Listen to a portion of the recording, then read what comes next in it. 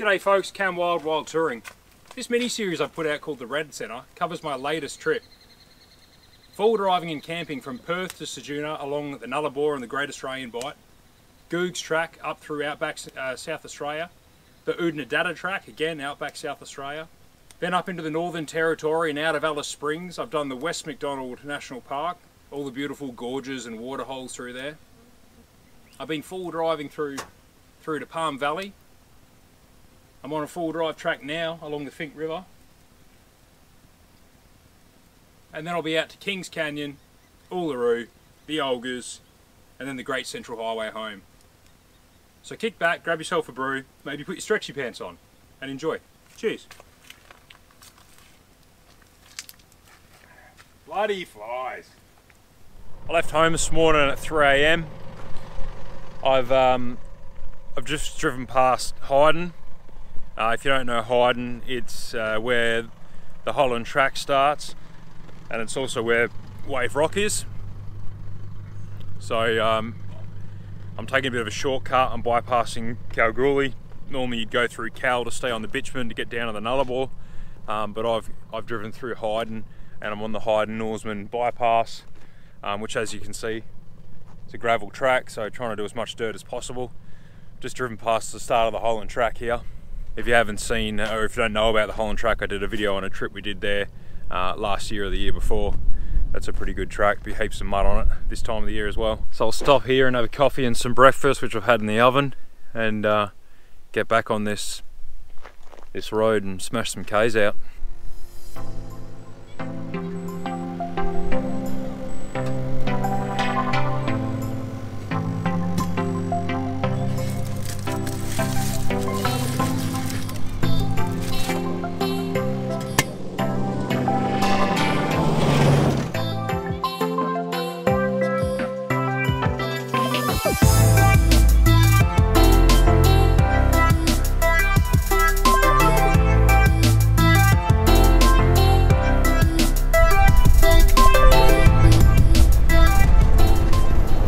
There's a little reminder to drive to condition zone. So I'm just fueling up at Balladonia Servo, and I bumped into Matt and Holly from Overland Travellers.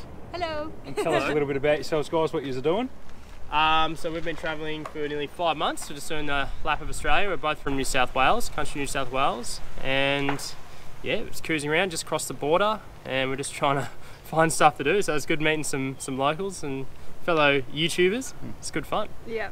So check them out, guys, there on YouTube and Facebook and Instagram, which we were just talking about. I'm going to have to do that. It's a whole new world. Yeah. Unfortunately, we're going opposite ways, but hopefully I'll catch up with them back somewhere around awesome. Perth. We could have had a camp. Well, we could have when really we get back in to Perth. Oh yeah, because we're going to be here for a few weeks. So, well, actually, we're going to be in like 2 weeks in Perth, waiting for a mate to come over to have another little leg of the trip with us. So, I don't know if you want to take us out for a little. Would love to. A little locals knowledge trip, maybe. That'd be unreal. Yeah. Collab coming up. Yeah. Thanks, guys. Collab. How cool. Yeah, that was a bit of a spin out. Anyway, I know my 800 Ks in, and they've given me some coordinates for a campsite on the cliffs. I think it was called Bunda Cliffs. And it's going to be in South Australia, just past the border. So if I keep making good time, I'll be there by about 6 PM. I am smashing the Ks out. I don't recommend that people travel like this, and I don't like to really travel like this, but I've only got a limited amount of time off, and although there is interesting things to see along this way, I feel like there's probably more interesting things to see where I'm trying to get to. So I'm just smashing the Ks out to get there, and then I'll slow down and have a good look around. Just stopping for a whiz, but evidently where everyone else does. Look at the toilet paper everywhere, it's gross. But I wanted to show you this. So there's shells everywhere. It's crazy, like oyster shells. Look at that. Madness. Obviously this was all like ocean floor at some point, because they are everywhere. Spins me out. Back on the road.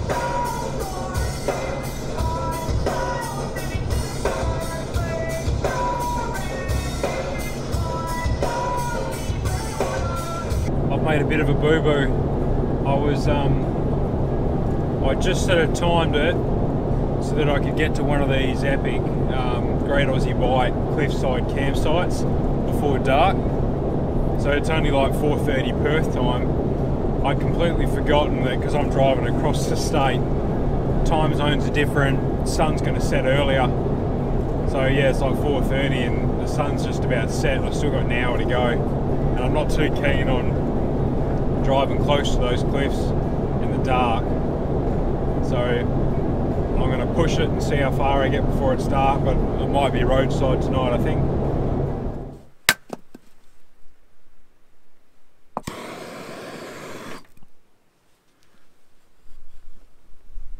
So I end up pulling just short of Eucla.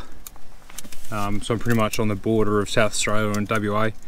I'm a couple of k's off the air highway, just at a little free camp thing I found. No one else here. All the normal like parking bays on the side of the highway were full. Grey nomads, so yeah. So my dinner's in the oven, and it's been going for the last couple of hours. Should be done now. And fire's on, swag's up. Got the mat down and a chair, and that's it. Just real basic setup tonight because I'll be going fairly early in the morning.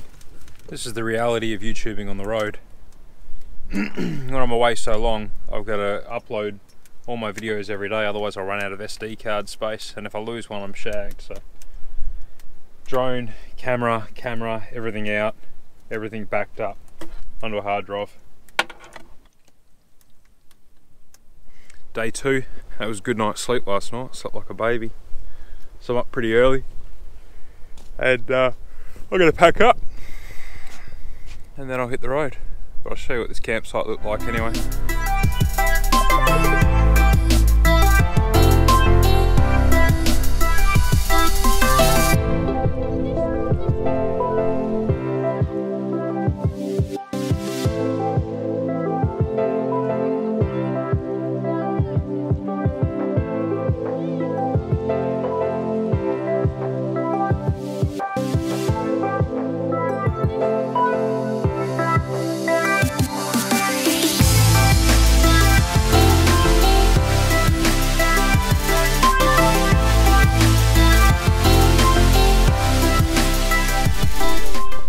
I love these little portable fire pits. It means I can have a fire anywhere I want without making a new dirty big bloody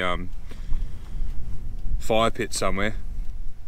And at the end of the night, when all your coals are burnt down, that's bone cold now, and because the wind's been able to get underneath it and it's got airflow, it's burnt down to nothing. So I can chuck that last little bit of coals in the bush, and I'm not making a big dirty, great big mess. And the other thing is, like, if you're using a fire pit that's already on the floor and you want to cook on it, you don't know what shit people have been chucking in it. They could have been putting plastic and rubber or anything in there, and then you're cooking on it and you're getting all the fumes and stuff from underneath going through your food. So I reckon these are a ripper.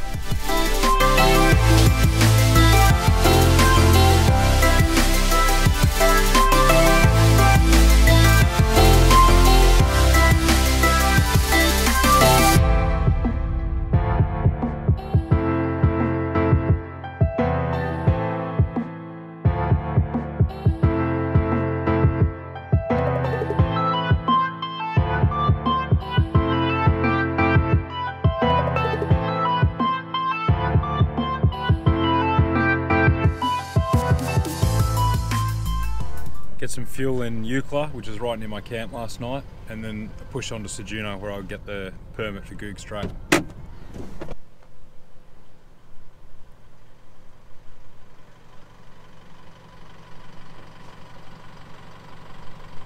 The old telegraph station, you drive through to it from that Eucla servo, which is also a pub and a caravan park. Good view on the drive down the telegraph station though. If any of you are interested in how much fuel I've used and what I'm paying for it, I'll keep all my receipts and I'll tally it up at the end. Looks like I'm the only one here. Hopefully it's not a dud. Anyway, this is the old telegraph station. I don't know much about it, so hopefully it's a bit of a plaque or something. Must have been quite protected where I was last night because it wasn't blowing like this. Got lucky.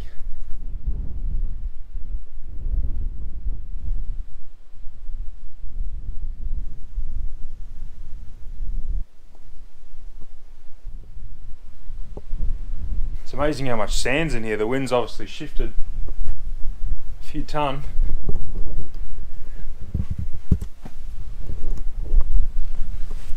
Whoop.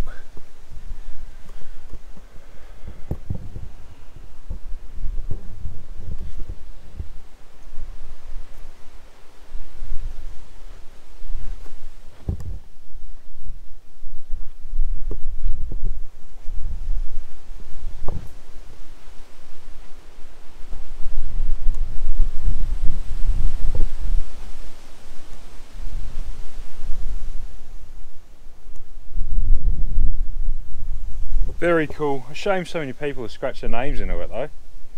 But they've obviously been doing it for a long time. I can see a lot of them like this. 1975. So, yeah. Still not a big fan. Makes it look like shit.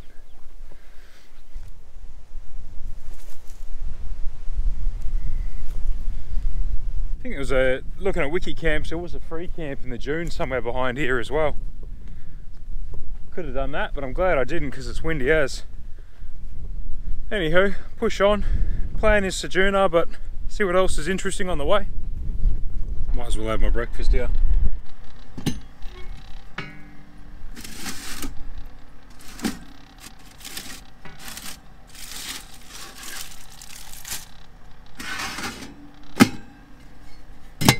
These breakfast boats are all pre-made at home, half cooked in the oven home and then frozen. So I just stick them in the travel buddy an hour before I want one. So first when I get up, before I pack up, I'll show you how I made them.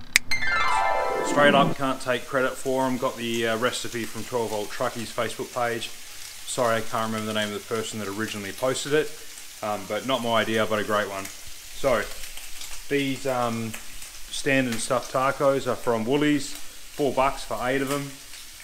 And they last ages. If you don't open the packet, they've got a long shelf life. Bacon cooking away, and I'll show you what's in the egg mixture. I'm making 8 of these. I'm probably going to go a dozen eggs. Might be too many, might not be enough, we'll see. With the bacon, I'm only sort of half cooking it because you're going to finish this all off in the oven anyway. So just half cooked like that. Right, it's a dozen eggs.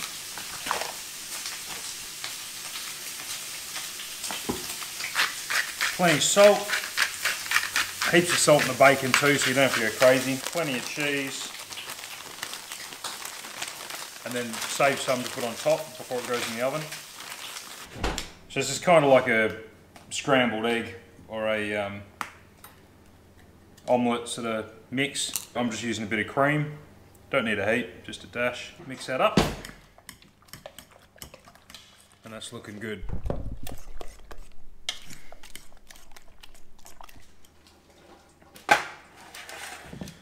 Get your bacon. Put as much as you want in there. Ooh, that's hot. Put your egg mixture in. Give it a little bit of room to grow. It's looking pretty good. Cheese on top.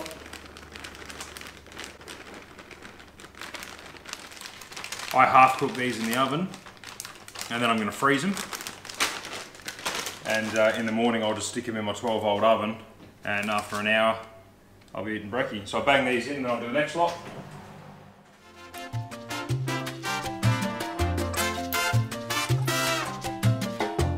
And 12 eggs was just about right, maybe 11 or 10. There's a bit left in there. Could have done another one if I had some more, but I don't.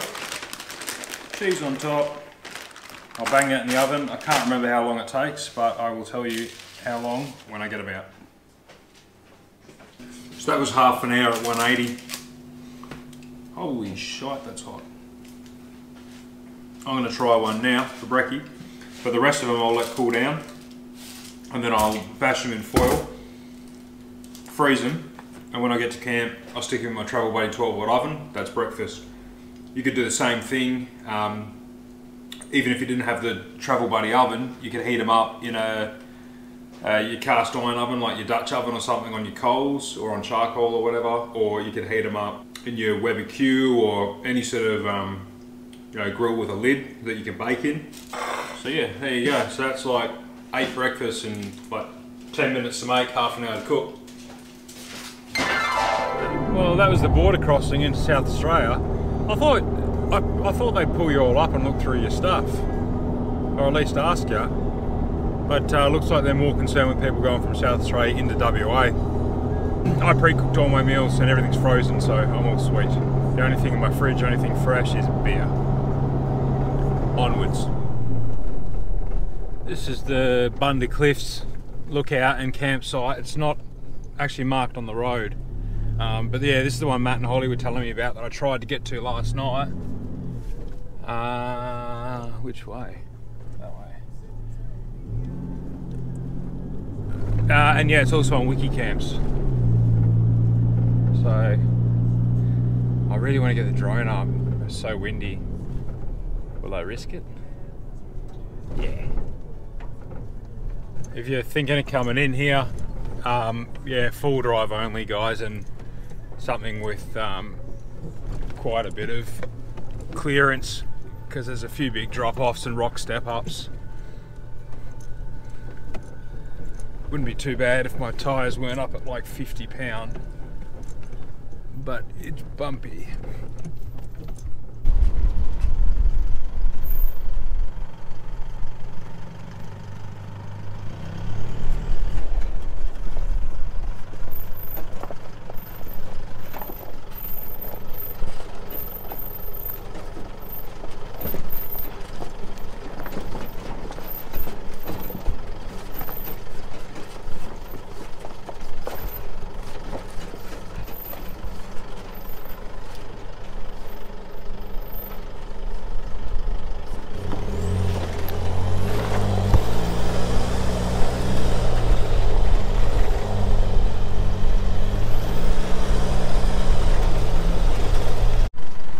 How is this track?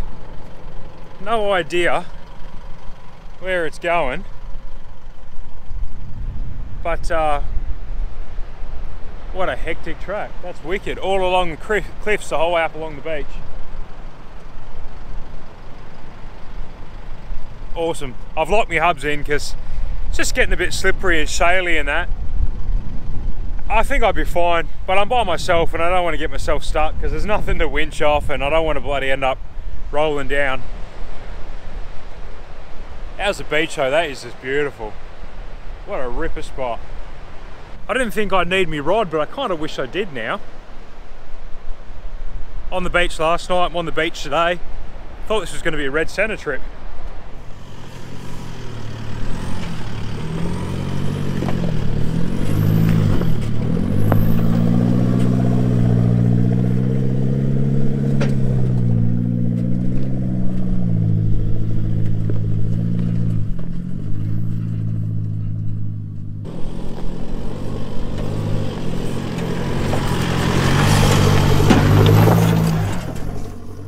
Tracks have petered out to nothing, so I'll go back the way I've come. I still want to get that epic cliff drone shot, so that's my mission. I do have to be aware of time though, because I need this permit from the Tourist Bureau in Ceduna. I've got to remember that they're an hour and a half ahead of us, and I don't want to get there late and the shop be shut, so. But I want to play, so we'll see. Just spotted this shack down here from the track. Be some keen fishos, I guess.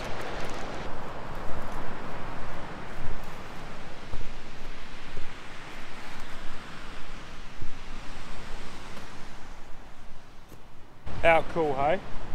And I'll mark this on my maps because you don't drag all the stuff down for a shack if there's not fish here. So next time I'm coming along here, I'll camp somewhere out here and I'll give this a crack fishing.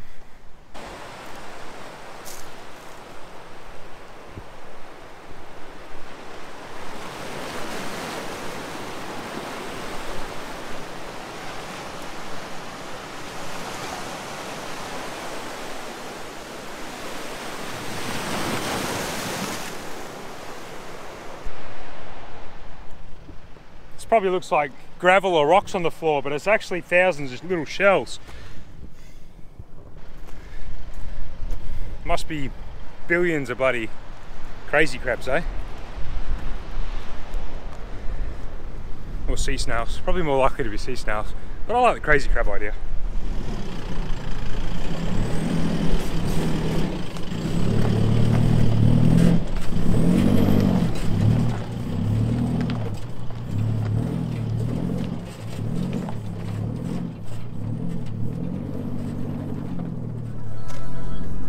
Just trying another one that was on wiki camps.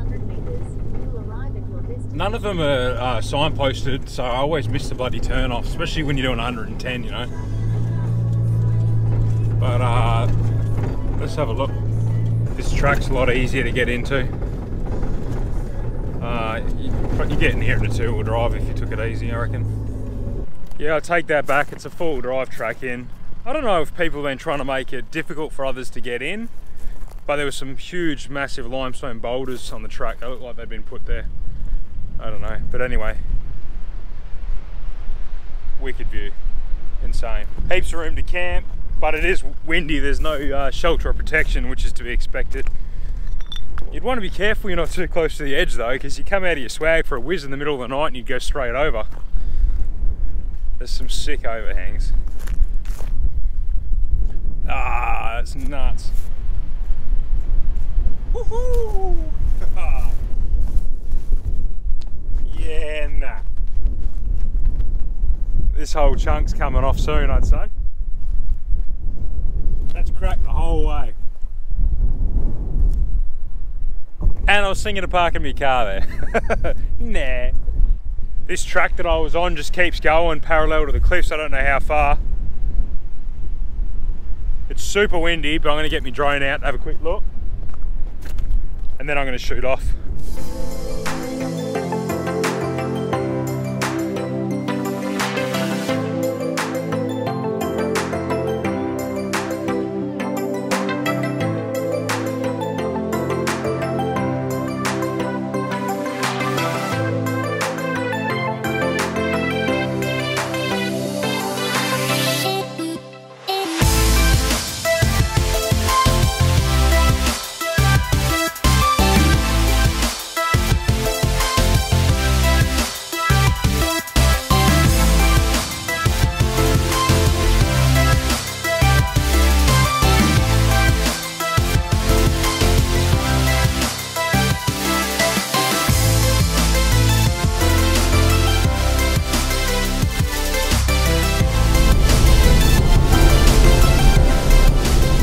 Just done like 20 k's since I left with the back of my canopy open. I didn't even realise what a numpty.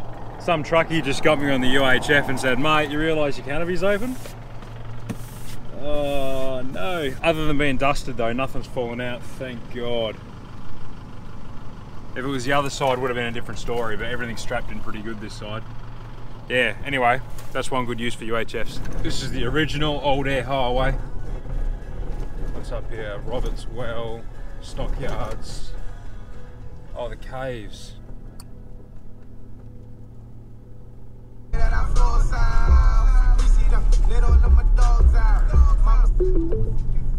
Your destination is on the right.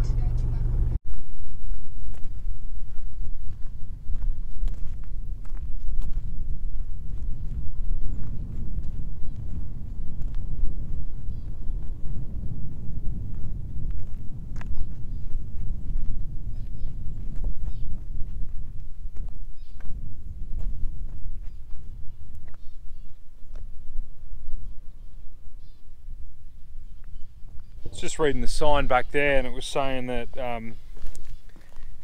those cliffs that we're on before on the ocean, the water's basically been running underneath all this land along the Nullarbor, and there's underwater aquifers and like water sources the whole way through, like underwater lakes.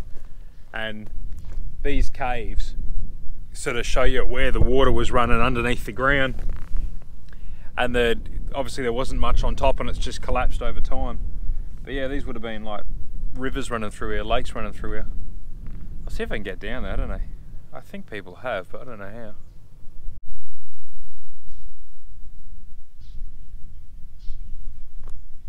Yeah, looks just about dodgy enough to do.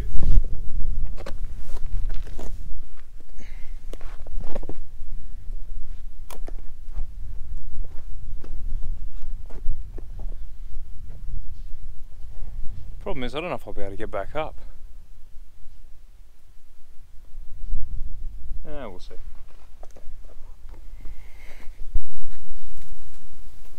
Hopefully I can get out. I feel the cool air coming from in here.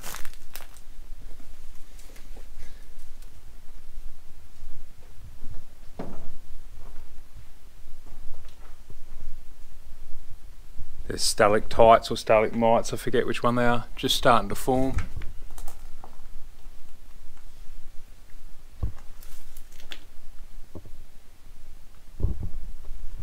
Still water leaching through and dripping off, and all the solid bits of minerals are sticking and building as it goes.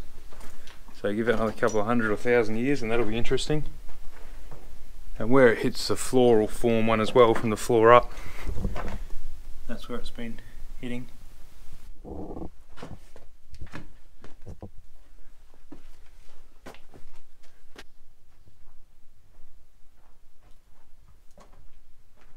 Heaps cooler under here, could be good 10 degrees cooler.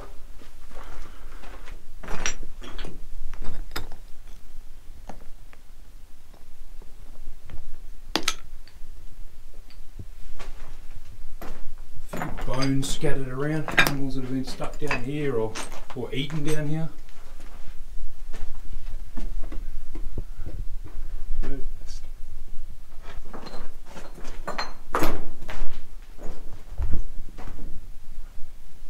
Anyway, there is another couple of Ks along this route, but I'll just be stoked to get out of this one, I think. So yeah, some interesting animal tracks around. Big lizard or something dragging its tail. Lots of droppings. There's a fair bit living down here. Right, let's see if I can get out.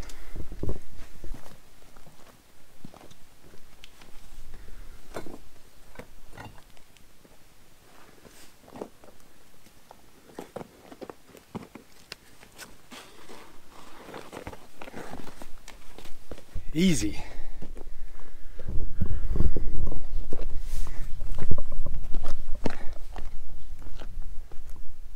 Cool. What's next? They might have been bandicoot droppings, because there's a sign there saying bandicoots have been seen in that cave. So yeah, a lot of those little prints and the droppings and that, probably from bandicoots. Pretty cool. Oh, massive eagle's nest up top. I always see things like this and I can't drive past without knowing if there's something in it. So, and I can see there's a dodgy ladder on this side, so I gotta have a look. Oh yeah, that's a dodgy ladder. Look, one rung's already snapped off here. Lucky I'm a featherweight. I could die. Whoa.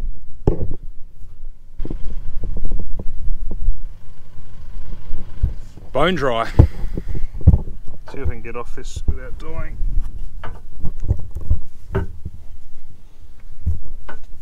Oh my god, don't do that at home.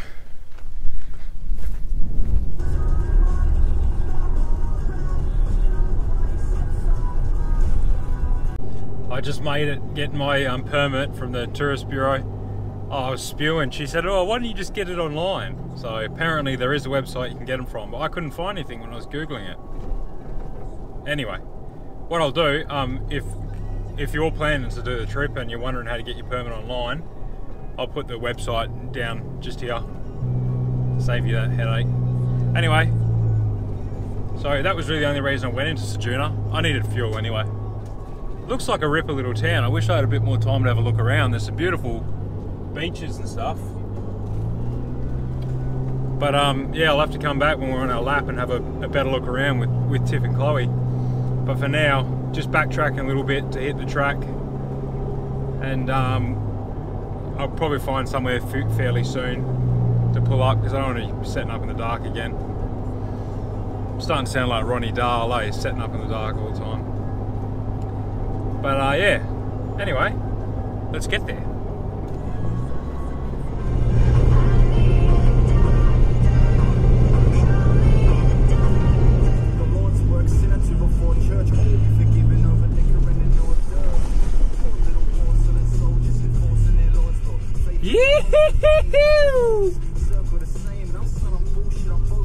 So pumped to be hitting Googs Track. Here we are. I don't know if I should air down now or a bit later. I think I'll keep going just in case I can get to camp without airing down, because that sun is setting fast. Here we go.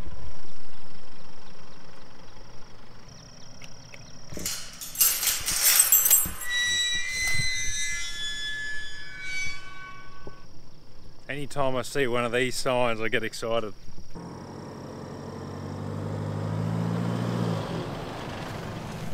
So it's getting dark, so I've pulled off the track and I'm gonna set up camp just here.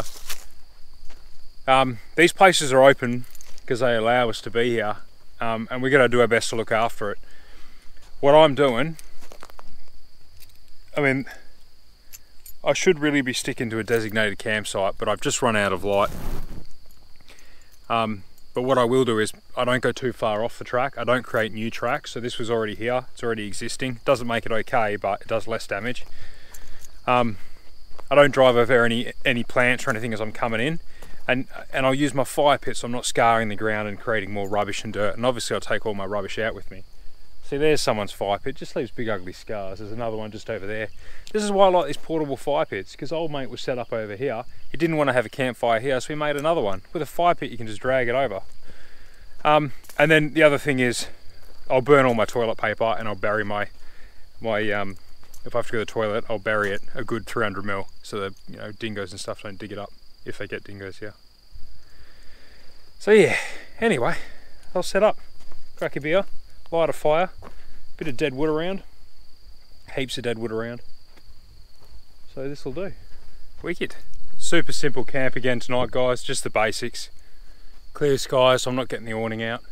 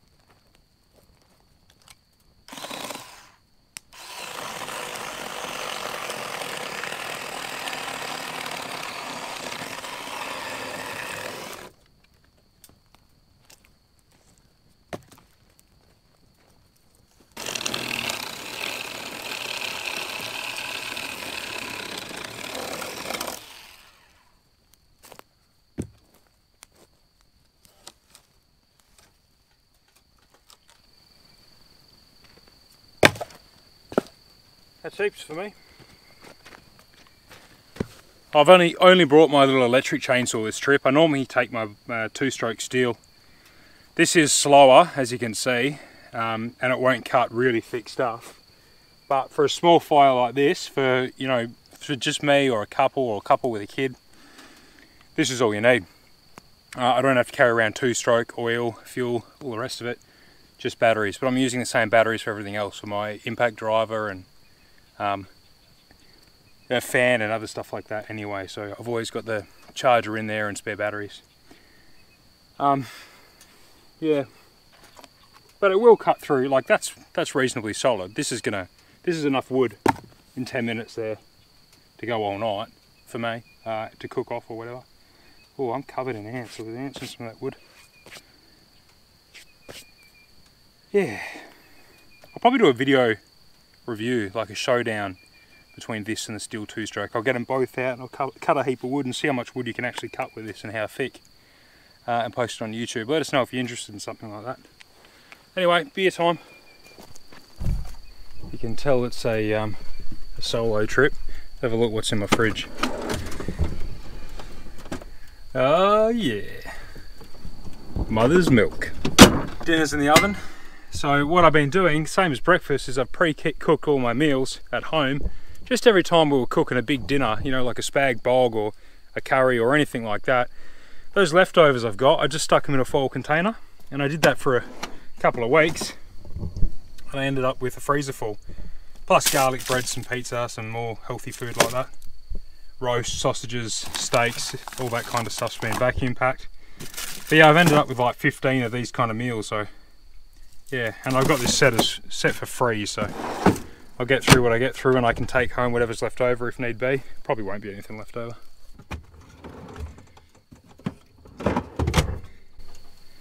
Hey, Lion, how about a sponsorship?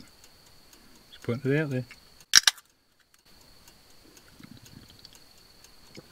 Ah, that's good. Just set the computer up to download all the footage from the day. See the when I left the canopy door open, I was driving down Air Highway. I've dusted out the whole canopy. Needs a good clean. Hey guys, this lithium battery setup is nuts. See here, it'll say in a sec, I'm sitting at 13.6 volts. I've got 30 amp worth of gear running at the moment. That's the oven, the freezer set to -16, the fridge set to 2 or 3, and then I've got the inverter running, charging drone batteries. I'm charging one GoPro at the moment, and I'm running the laptop. Oh, plus all the lighting. And batteries are still sitting at 13.5 volts. If that were like a lead acid setup, like AGMs or something like that, with all that current being drawn, you get a voltage drop. Your battery would be sitting at probably near on 12 volts if they were decent healthy batteries, which means all your equipment's less efficient, because the lower the voltage, the higher the current. So yeah, lithium is sick. It hasn't dropped below, what was it this morning?